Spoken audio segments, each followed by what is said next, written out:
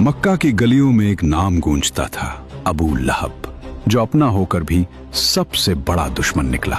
लोगों, मोहम्मद तुम्हारे माबूदों को बुरा भला कहता है, उसकी बात हरगिज ना सुनो। वो हुजूर सल्लल्लाहु अलैहि वसल्लम का सगा चच्चा था, जिसे भतीजे की हिफाजत करनी चाहिए थी, मगर वो इस्लाम का वो बदतरीन दुश्मन बन गया, जिसकी हलाकत का ऐलान खुद परवरदिगार ने कुरान की सूरह अल-लहब में कर दिया।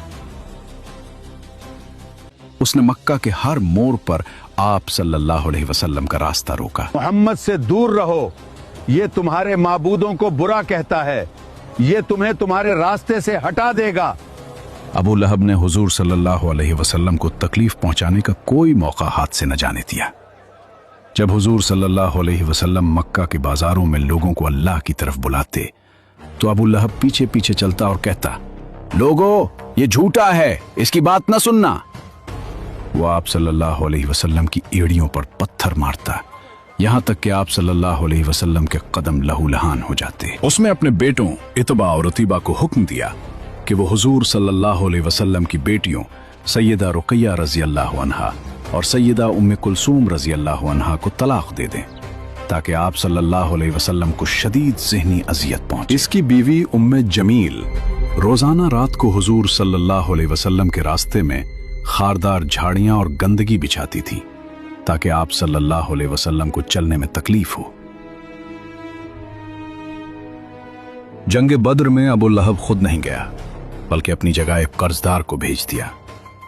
जब कुरैश का लश्कर जिल्लत आमेज शिकस्त खाकर वापस आया, तो यह खबर अबू लहब के लिए किसी एटमी धमाके से कम न थी। वो सदमे और गुस्से से पागल हो गया, मगर असल अजाब अभी शुरू होना बाकी था। बद्र की शिकस्त के सिर्फ 7 दिन बाद अबू लहब एक ऐसी पुरअसरार और वबाई बीमारी में मुब्तला हुआ, जिसे अदसा, एक किस्म का ताउन या खारिश कहा जाता था। उसके पूरे जिस्म पर जहरीले दाने निकल आए, गोश्त सड़ने लगा और उसके वजूद से ऐसी बदबू उठने लगी कि उसके सगे बेटों और बीवी ने भी उसे तन्हा छोड़ दिया। वो कई दिन तक तड़पता रहा, प्यास से पुकारता रहा, मगर कोई उसके पास जाने की हिम्मत न करता, क्योंकि लोगों को डर था कि ये बीमारी उन्हें भी न लग जाए। आखिरकार वो उसी किस्म परसी और जिल्लत की हालत में मर गया। 3 दिन तक उसकी लाश घर में पड़ी सड़ती रही। जब बदबू पूरे मोहल्ले में फैल गई और लोग ताने देने लगे, तो उसके बेटों ने एक गड्ढा खोदा। उन्होंने लाश को हाथ तक न लगाया, बल्कि लंबी लकड़ियों के जरिए उसकी लाश को घसीट कर गड्ढे में फेंका और दूर से पत्थर मार मार कर उसे मिट्टी तले दबा दिया। जिस शख्स को अपने हसबो नसब और ताकत पर बड़ा नाज था, उसे अपनों ने ही कचरे की तरह दफन कर दिया। प्यारे व्यूअर्स, अबू लहब की जिंदगी और मौत हमें बताती है कि खूनी रिश्ते इंसान को नहीं बचाते, बल्कि इंसान का किरदार बचाता है। वो नबी सल्लल्लाहु अलैहि वसल्लम का चचा था, मगर उसका नाम जहन्नम के ईंधन के तौर पर महफूज हो गया।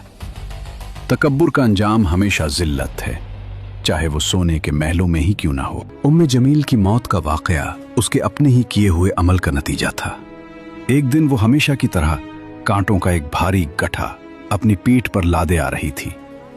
उसने वो रस्सी अपने गले में डाल रखी थी, जिससे वो लकड़ियों को बांधती थी। रास्ते में वो थक कर एक पत्थर पर बैठ गई। अभी वो सिस्ताने ही लगी थी कि अचानक कुदरत का वो फैसला हरकत में आया, जिसका जिक्र कुरान में हो चुका था। वो भारी गट्ठा उसकी पीठ से पीछे की तरफ फिसला और वो रस्सी जो उसके गले में तुनी हुई थी, उसके गले का फंदा बन गई।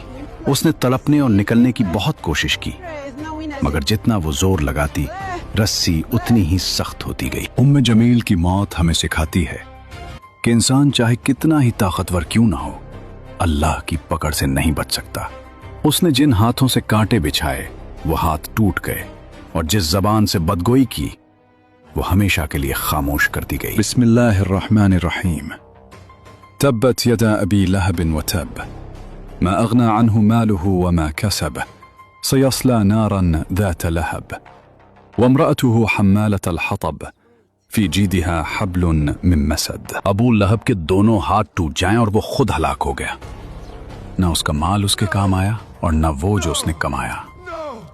वो अनकरीब भड़कती हुई आग में दाखिल होगा, और उसकी बीवी भी, जो ईंधन उठाने वाली है, उसकी गर्दन में खजूर की रस्सी होगी।